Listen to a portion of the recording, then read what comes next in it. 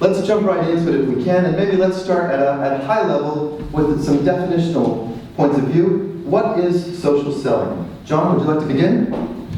Yeah, sure. I think when you look at social selling, you need to look at it from two perspectives. I mean, the social selling, but more importantly, I think it's really social buying.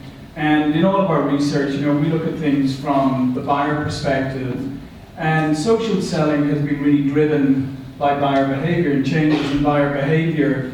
So today's buyers are, as Greg mentioned earlier, taking a lot of consumer behaviors into how they make purchases. So they're going online in their professional networks and LinkedIn, discussing issues pertinent to their businesses. They're going to their networks to ask about solutions, discuss those.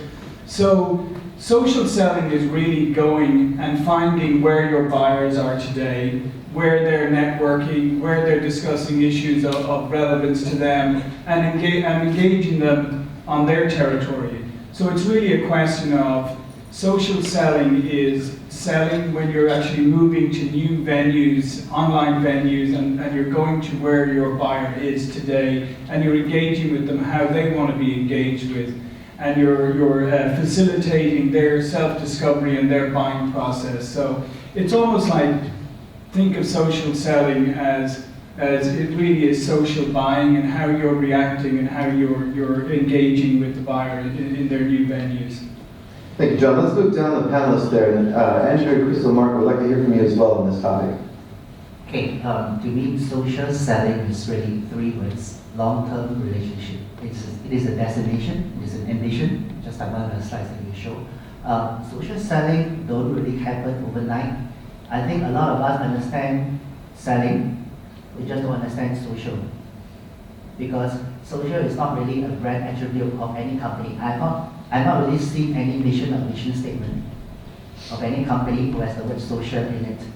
So, in order to understand social selling, we need to understand social media. And it's really, I like to always mention 3 C's. You need to create content that is relevant to the user, have meaningful conversation, and then build meaningful connections. And over time, social selling will happen. So, today I think the focus is both selling and being social. So it's going to be very insightful to go on. Thank you, Andrew. Crystal. Okay, so when I think about social selling, right, I think about a couple of things. You're trying to accumulate social intelligence to build up social capital and then accumulate significant social influence.